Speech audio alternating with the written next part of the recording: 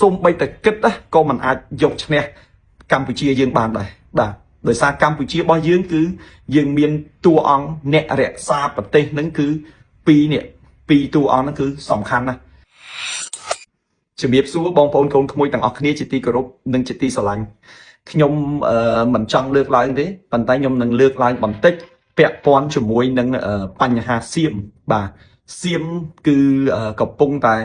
ចិញ្ចឹមចិត្តចង់បាននៅបូរណភាពទឹកដីរបស់ប្រជាណាចក្រកម្ពុជាបាទតំបន់មុំ3តំបន់ប្រាសាទតំន់តូចតំន់ធំពួកគេកំពុងតែចិញ្ចឹមចិត្តគេចង់បាននៅទឹកដីរបស់កម្ពុជារបស់យើងចង់បានប្រាសាទរបស់យើងចង់បានដីរបស់យើងហើយសួរថាតើសៀមនឹងអាចយកបានដែរឬអត់លោកគ្រូមហាជុំជួយទស្សន៍ទាយមើលបាទបើតាមជើងលេខខ្ញុំទស្សន៍ទាយណាបាទគឺសៀមមិនមែនថាសូមបីតែគិតក៏មិនអាចយកឈ្នះកម្ពុជាយើងបានដែរបាទដោយសារកម្ពុជារបស់យើងគឺយើងមានតួអង្គអ្នករក្សាប្រទេសហ្នឹងគឺពីរតួអង្គហ្នឹងគឺសំខាន់ណាស់គឺលោកទាំងពីរគឺសម្ដេចតេជោសម្ដេចបវរធិបតីគឺលោកទាំងពីរគឺអត់មានគូសត្រូវណាមកប្រជែងអត់មានគូសត្រូវណាមកឈ្លានពានមកយកឈ្នះលោកបានទេបាទទាំងនៅក្នុងស្រុកទាំងនៅក្រៅស្រុកដូច្នេះសៀមកុំសង្ឃឹមថានឹងអាចយកឈ្នះកម្ពុជាបានកុំសង្ឃឹមថានឹងដណ្ដើមយកប្រាសាទកម្ពុជាបានសូម្បីតែ1 មីលីម៉ែត្រដោយសារអីដោយសារតាមក្បួនដែលខ្ញុំបានទូទាយគឺមេដឹកនាំរបស់កម្ពុជាបិតាសន្តិភាពរបស់យើងគឺសម្ដេចតេជោថ្នាក់ដឹកនាំបច្ចុប្បន្នសម្ដេចបវរធិបតីលោកទាំងពីរគឺជាតួអង្គដែលមានដួងរាសីខ្ពស់ខ្លាំងបំផុតដូច្នេះអត់មានអ្នកណាយកឈ្នះគាត់បានទេទាំងអំណាចផ្លូវគេហៅថាទេវតាដែលថែរក្សាហើយនឹងទាំងរាសីឥឡូវនេះលោករាសីឡើងខ្ពស់អញ្ចឹងអត់មានអ្នកណាមួយមកយកឈ្នះលោកបានទេអញ្ចឹងសៀមទាំងឡាយកុំសង្ឃឹមហើយបើសិនជាអ្នកណាមួយហ៊ានប៉ះពាល់ហើយបើសិនមានអ្នកណាមួយចង់ឈ្នះគិតមិនល្អដោយប្រការណាមួយបុគ្គលនោះនឹងវិនាសពីព្រោះថាគូប្រជែងរបស់បិតាសន្តិភាពសម្ដេចតេជោគឺមានតែមួយឯងបាទ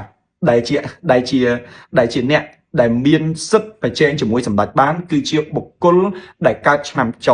ប៉ុន្តែបុគ្គលដែលកើតឆ្នាំចដែលមានរិទ្ធប្រហាក់ប្រហែលនឹងសម្ដេចតេជោនោះបាន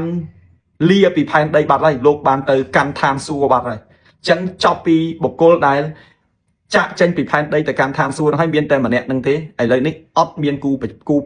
ប្រជែងគូប្រៀបបន្តទៅទៀតទេអញ្ចឹងមិនថាសៀមមិនថាខ្មែរមិនថាសាសអីក៏ដោយគឺมันអាចប្រជែងជាមួយនឹងសម្ដេចបិតាសន្តិភាពបាននោះឡើយគឺបែបនេះតាមក្បួនដែលយើងលើកឡើងយើងសិក្សាមើលតាមក្បួនរបស់ខ្ញុំហើយខ្ញុំនិយាយនេះប្រហែលជាវាអាចមិនដឹងថាយ៉ាងម៉េចទេបងប្អូនប៉ុន្តែត្រូវតែនិយាយមួយទៀតអ្វីដែលខ្ញុំចង់បញ្ជាក់ភាគីសៀមគឺมันអាចឈ្នះកម្ពុជាបាននៅក្នុងកលៈទេសៈណាក៏ដោយពីព្រោះថាទេវតាទាំងឡាយវត្ថុស័ក្តិសិទ្ធិទាំងឡាយអតីតព្រះវិញ្ញាណក្ខន្ធរបស់ព្រះមហាក្សត្រព្រះមហាក្សត្រីយានីអ្នកមេតបស្នេហាជាតិគ្រប់ជំនាន់លោកកំពុងតែកាន់ខ្នងរងមុខថែរក្សាដល់សម្ដេចទាំងទ្វេព្រមទាំងព្រះអិនផងទេវតាផងក៏តាមថែរក្សាសម្ដេចចឹងសម្ដេចលោកមានឫទ្ធិដេកជះឈ្នះអស់មាសត្រូវគឺសៀមនឹងបាក់បោកខ្លោខ្លាចហើយបើសិនជាសៀមនៅតែចិញ្ចឹមចិត្តបាក់បោកខ្លោខ្លាចសៀមនឹងវិនាសខ្លួនឯងបងប្អូនចាំមើលណានៅកំឡុងខែ7ខែ8ឆ្នាំ2025នេះបើសៀមមិនព្រមប្រឈប់ទេសៀមនឹងមានវិបត្តិផ្ទៃក្នុងយ៉ាងធ្ងន់ធ្ងរឈានទៅដល់ការរង្គោះរង្គើស្ថាប័នកម្ពុជាហើយថែមទាំងមានគ្រោះទុរភិក្សគ្រោះធម្មជាតិកើតឡើងទៀតចាំមើលបាទបើខ្ញុំជាក៏ខុសមួយទៀតបើយើងនិយាយអំពីភាគីសៀមបើនិយាយអំពីអ្នកនយោបាយនៅក្នុងប្រទេសឬមួយក៏ក្រៅស្រុកអ្នកនយោបាយទាំងឡាយគឺត្រូវរួមគ្នាជាមួយនឹងសម្ដេចតេជោបិតាសន្តិភាពជាមួយនឹងសម្ដេចធិបតីដែលជាប្រមុខថ្នាក់ដឹកនាំជាតិរួមគ្នាដើម្បីសាមគ្គីភាពនៅក្នុងដំណាក់កាលនេះបើសិនបើអ្នកនយោបាយណាមួយនៅតែមានគំនិតប្រឆាំងឬមួយមិនស្របមិនគ្រប់គ្រងទៅនឹងគោលនយោបាយទៅនឹងការដឹកនាំទៅការ ការការពារបូរណភាពទឹកដីនិងការពារនៅប្រាសាទខ្មែរនិងការគិតគូរជាមួយនឹងសម្ដេចទេអ្នកនយោបាយទាំងនោះនឹងវិនាសហើយនឹងបាត់ឈ្មោះសាបសូន្យចេញពីនយោបាយនៅក្នុងប្រទេសកម្ពុជាហើយនៅក្នុងនោះបងប្អូនប្រកាសជាដឹងហើយមានតួអង្គអ្នកនយោបាយមួយដែលជាអ្នកនយោបាយនៅក្រៅស្រុកដែលជាតួអង្គមួយដែលរឹងតឹងបើសិនជាបុគ្គលនោះមិនមកចុះចូលមិនមកស្របជាមួយនឹងសម្ដេចតេជោមិនមកស្របជាមួយនឹងសម្ដេចបវរធិបតីទេឥឡូវនេះតាមផ្កាយរាសីរបស់បុគ្គលនោះធ្លាក់ដល់លេខ3បើថាតួរាសីរបស់មនុស្សល្អលេខ9ហើយបើចុះមកបន្តិចបន្តួចលេខ6លេខ7អីចឹងទៅហើយបើសិនជាស្មើនៅត្រឹមលេខ5ប៉ុន្តែគាត់ចុះដល់លេខ3បែរថាដួងជីវិតរបស់គាត់ប្រៀបបានដូចចង្កៀងចិត្តអស់ប្រេងទៅហើយអញ្ចឹងបើសិនជាមិនមកពួតដៃគ្នាទេដើម្បីយកឈ្នះជាមួយនឹងសៀមទេនៅតែប្រឆាំងជាមួយនឹងសម្ដេចបិតាសន្តិភាពបុគ្គលនោះនឹងធ្លាក់ខ្លួនវង្វេងស្មារតីនឹងធ្លាក់ខ្លួនវង្វេងស្មារតីនឹងធ្លាក់ខ្លួនវង្វេងស្មារតីហើយនឹងមានជំងឺមួយយ៉ាងធ្វើឲ្យភ្លេចភ្លាំងធ្វើឲ្យវង្វេងស្មារតីធ្វើឲ្យមានគេថាការរំខាននៅក្នុងចិត្តរបស់គាត់អញ្ចឹងគាត់អត់អាចប្រឈមទៅមុខទៀតបានទេប៉ុន្តែបើសិនជាគាត់មកពួតដៃគ្នាដើម្បីយកឈ្នះសត្រូវយកឈ្នះប្រជាមិត្តនៅក្នុងដំណាក់កាលពេលវេលានេះគឺ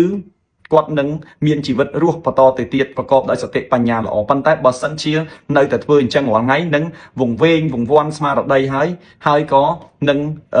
វិនិច្ឆ័យខ្លួនឯងនៅពេលខាងមុខពីព្រោះបងប្អូនត្រូវដឹងថាគ្មានអ្នកណាមួយអាចប្រកួតប្រជែងសូម្បីតែគិតនឹងយកឈ្នះសម្ដេចបិតាសន្តិភាពគឺសម្ដេចតេជោរបស់យើងបាននេះគឺខ្ញុំហ៊ាននិយាយយ៉ាងដូចនេះពីព្រោះក្បួនគេសរសេរមកអញ្ចឹងហើយអ្វីដែលខ្ញុំនិយាយនេះខ្ញុំមិនដឹងថានិយាយវីដេអូនេះចេញហើយយ៉ាងដូចម្ដេចទេអញ្ចឹងសូមគោរពអភ័យទោសឬមួយក៏សូមគោរពជូនពរដល់ប្រមុខថ្នាក់ដឹកនាំជាតិរបស់យើងសូមឲ្យលោកមានឫទ្ធិអំណាចដេកជះដើម្បីដឹកនាំនាវាកម្ពុជាដើម្បីយកឈ្នះនៅពួកប្រជាមិត្តយកឈ្នះពួកចៅឈ្លានពានទាំងឡាយដែលចង់បានទឹកដីកម្ពុជារបស់យើងបាទខ្ញុំសូមជម្រាបលា